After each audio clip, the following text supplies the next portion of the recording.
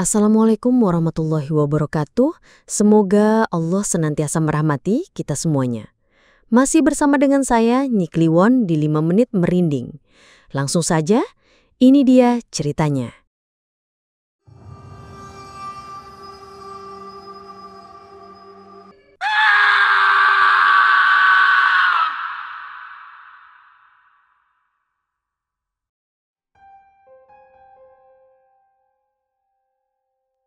Malam berderap di desa Mekarjaya.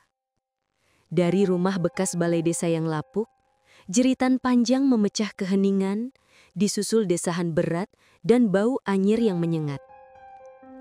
Pak Budi yang melintas mengintip dari celah dinding. Dalam cahaya temaram lilin hitam, ia melihat 4 tubuh telanjang tergeletak kaku.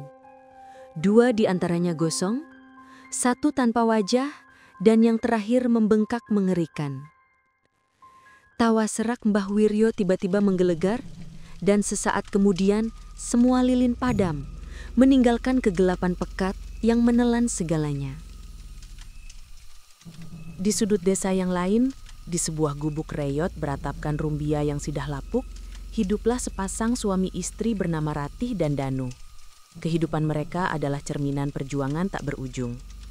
Setiap hari, Ratih harus memutar otak agar dapur tetap berasap, sementara Danu banting tulang di sawah milik juragan. Namun, hasil panen yang tak menentu dan utang rentenir yang terus mencekik membuat mereka terhimpit dalam jurang kemiskinan yang tak berdasar. "Mas, kita harus bagaimana lagi? Utang kita sudah menumpuk," desah Ratih suatu sore. Air mata membasahi pipinya yang kurus. Danu hanya bisa menghela napas berat, menatap kosong keluar jendela. "Aku juga tidak tahu, Dik. Rasanya sudah buntu semua jalan." Di tengah keputusasaan yang melanda, tiba-tiba seorang tetangga mereka, Bu Lastri, datang berkunjung. Bu Lastri dikenal sebagai wanita yang pandai bergaul dan sering mendengar selentingan kabar dari desa tetangga. "Ratih, Danu, kelihatannya kalian sedang susah ya?" tanya Bu Lastri dengan nada prihatin, namun ada sorot mata misterius yang tak terbaca. "Begitulah Bu Lastri, kami sudah tidak tahu harus bagaimana," jawab Danu jujur. Bu Lastri tersenyum tipis. "Saya punya kenalan, Mbah Wiryo namanya. Dia dukun yang sakti. Kata orang, dia bisa bantu orang-orang yang terhimpit seperti kalian dengan jalan pintas." Mendengar kata dukun dan jalan pintas, Ratih dan Danu awalnya merasa ngeri. Mereka adalah orang-orang yang taat beribadah, dan cara-cara seperti itu sangat bertentangan dengan keyakinan mereka. "Jalan pintas bagaimana, Bu?" tanya Ratih ragu. Bu Lastri mendekat, berbisik pelan. "Ada ritual namanya tukar jodoh. Kalian dan beberapa pasangan lain yang juga sedang terdesak ekonomi akan dipertukarkan sementara untuk suatu malam. Konon, setelah itu rezeki akan mengalir deras." Seketika Ratih merasa mual, wajahnya memucat. "Tidak, Bu, itu kan dosa besar. Kami tidak mungkin melakukannya." Danu pun menggelengkan kepala. "Kita tidak mau, Bu Lastri. Biar miskin, asal kami tidak melanggar ajaran agama." Namun Bu Lastri tak menyerah. Ia terus merayu, menceritakan kisah-kisah sukses orang lain yang katanya setelah ritual hidupnya berubah 180 derajat. Ia juga tak lupa menyoroti tumpukan utang dan masa depan anak-anak mereka yang kelaparan. "Pikirkanlah baik-baik, Nak. Ini kesempatan emas. Apa kalian tega melihat anak-anak kalian kelaparan terus?" Kata-kata Bu Lastri menusuk relung hati Ratih dan Danu. Rasa jijik dan dosa memang menghantui. Tetapi, desakan kemiskinan yang mencekik perlahan-lahan melunturkan penolakan mereka.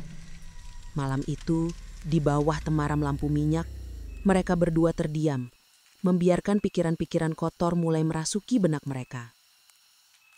Malam Jumat Kliwon tiba. Hujan rintik-rintik turun sejak maghrib, menambah dinginnya udara dan ketegangan di hati Ratih dan Danu. Dengan langkah gontai, mereka mengikuti Bu Lastri menuju rumah bekas balai desa yang legendaris itu. Aroma kemenyan dan bunga melati sudah tercium kuat, bahkan dari kejauhan. menyelimuti udara dengan aura mistis yang pekat. Ketika memasuki ruangan utama, mereka melihat 3 pasangan lain yang sudah lebih dulu tiba, duduk bersila dengan wajah tegang. Di tengah ruangan, Mbah Wiryo duduk bersila di depan sebuah sesajen yang mengerikan. Kepala kambing hitam, tumpahan darah ayam, dan beberapa jenis bunga. Lilin-lilin hitam berjajar rapi, memancarkan cahaya redup yang membuat bayangan menari-nari di dinding. Mbah Wiryo menatap mereka satu persatu, senyumnya menyeringai, memperlihatkan gigi yang kehitaman. Sudah siapkah kalian menukar kesetiaan dengan kekayaan? Suaranya serak dan berat. Para peserta, termasuk Ratih dan Danu, hanya bisa mengangguk pelan, seolah terhipnotis. Mbah Wiryo kemudian membagikan kain merah. Tutup wajah kalian dengan kain ini. Jangan sampai ada yang melihat wajah pasangan lain. Ini untuk menjaga kesucian ritual. Katanya, meskipun Ratih tahu tidak ada kesucian sama sekali dalam ritual terkutuk ini. Setelah semua wajah tertutup, Mbah Wiryo mulai membaca mantra-mantra dalam bahasa yang tak dimengerti. Suasana semakin mencekam. Udara terasa menipis, seolah-olah oksigen dihisap oleh kekuatan gaib. Udara dingin tiba-tiba menusuk tulang, membuat bulu kuduk berdiri. Tiba-tiba, Mbah Wiryo memberi perintah. Sekarang, tukarlah pasangan kalian. Jantung Ratih berdebar tak karuan, tubuhnya kaku, namun seolah ada kekuatan tak terlihat yang mendorongnya untuk bergerak. Ia merasakan tangan lain yang bukan milik Danu menggenggam tangannya, menuntunnya ke dalam kegelapan. Danu pun merasakan hal yang sama. Dalam kepasrahan dan ketakutan yang luar biasa, mereka semua dipaksa melakukan hubungan intim di bawah pengawasan Mbah Wiryo dan lilin-lilin hitam yang berkedip-kedip. Di tengah ritual yang menjijikan itu, telinga Ratih mendengar suara-suara aneh. Bisikan asing seolah menyusup dari sudut ruangan, mengucapkan kata-kata yang tak jelas, namun terasa mengancam. Terdengar pula langkah kaki yang bukan milik siapapun yang ada di ruangan itu, seolah ada entitas lain yang ikut berbaur di tengah mereka. Tiba-tiba, bayangan hitam besar melintas cepat di antara cahaya lilin, membuat Ratih merinding ketakutan.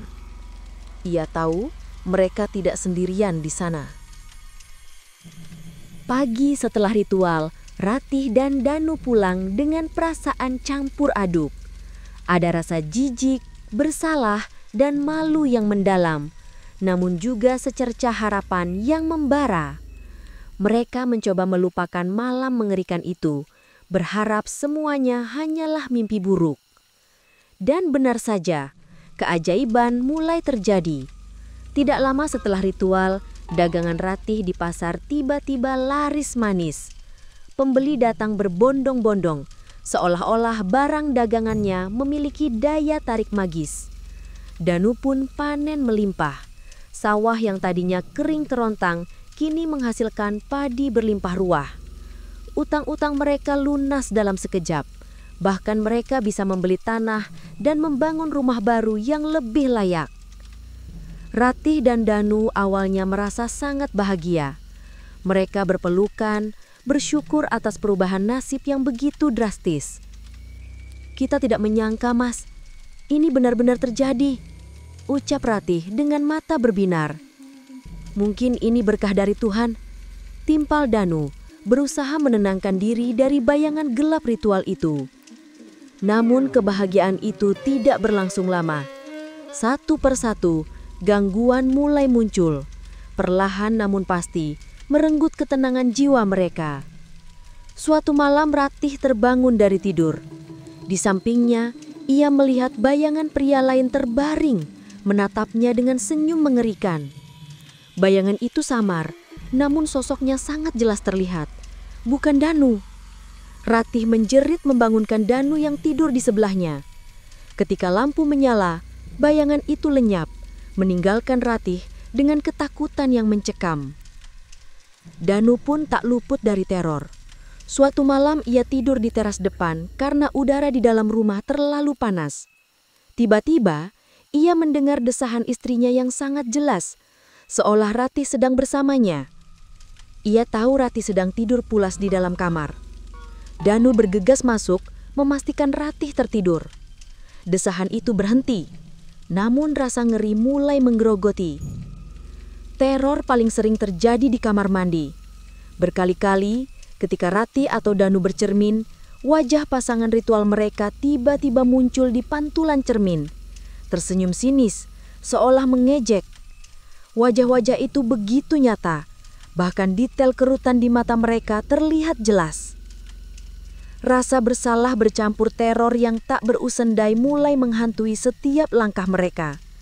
Namun kekayaan yang melimpah ruah, rumah yang megah dan kehidupan nyaman yang kini mereka nikmati, membuat mereka tetap bertahan. Mereka mencoba meyakinkan diri bahwa ini hanyalah ilusi, hanya pikiran kotor yang muncul karena rasa bersalah. Kekayaan itu terlalu manis untuk dilepaskan. Waktu berputar, mengikis ingatan akan ritual mengerikan itu. Namun, tidak dengan dampaknya. 7 tahun berlalu sejak malam pertukaran yang kelam itu. Ratih dan Danu hidup dalam kemewahan, tetapi juga dalam ketakutan yang tersembunyi. Mereka mencoba melupakan semua gangguan yang terjadi, menganggapnya sebagai bagian dari harga yang harus dibayar. Namun, kutukan itu tiba-tiba menunjukkan wujud aslinya. Tepat di tahun ke-7, tanda-tanda kematian mengenaskan mulai menghampiri para peserta ritual. Suatu pagi yang cerah, kabar duka menyelimuti desa. Salah satu suami peserta ritual, Pak Joni, ditemukan gosong di tengah sawahnya. Tubuhnya hangus terbakar menjadi arang. Namun anehnya, tidak ada tanda-tanda api di sekitar tempat kejadian. Warga desa gempar, menduga ini adalah ulah ilmu hitam. Tak lama berselang, istri dari pasangan lain, Bu Mirah, melahirkan seorang bayi. Namun, tangis bahagia berubah menjadi jeritan pilu. Bayi yang dilahirkannya tanpa wajah, hanya gumpalan kulit dengan 2 lubang hidung, tanpa mata, tanpa mulut. Bayi itu meninggal dunia tak lama setelah dilahirkan, meninggalkan trauma mendalam bagi Bu Mirah. Yang paling mengerikan, pasangan ketiga, Pak Karto dan Bu Ijah, ditemukan membusuk di ranjang mereka sendiri hanya dalam semalam. Tubuh mereka menghitam, bengkak, dan mengeluarkan bau busuk yang menyengat, seolah-olah mereka telah meninggal berbulan-bulan. Wajah mereka membeku dalam ekspresi ketakutan yang luar biasa, mata melotot dan mulut menganga. Arwah para korban tak pernah tenang. Warga desa sering melihat penampakan mereka di rumah bekas balai desa, tempat ritual itu dilakukan. Sosok-sosok gentayangan itu mulai menghantui Ratih dan Danu yang masih hidup. Teror semakin intens. Ratih sering melihat bayangan Pak Joni yang hangus terbakar di sudut kamar. Danu mendengar bisikan Bu Mirah yang meratap, "Mana wajah anakku?" Di cermin, kini bukan hanya wajah pasangan ritual mereka yang muncul, tetapi juga wajah Pak Karto dan Bu Ijah yang membusuk, menyeringai menuntut kesetiaan yang telah dikorbankan. Mereka seolah-olah ingin menyeret Ratih dan Danu ke dalam kegelapan yang sama. Ketakutan Ratih dan Danu mencapai puncaknya. Mereka tahu ini adalah balasan atas dosa-dosa mereka. Mereka tidak bisa lagi hidup tenang. Dengan panik, mereka memutuskan untuk melarikan diri dari desa, berharap bisa lolos dari kutukan yang mengejar.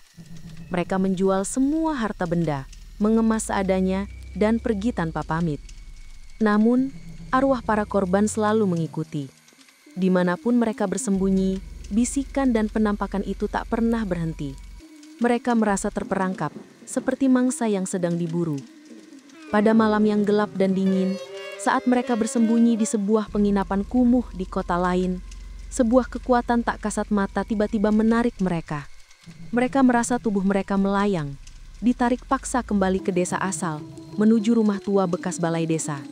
Mereka berteriak, meronta, tetapi tidak ada yang bisa mereka lakukan.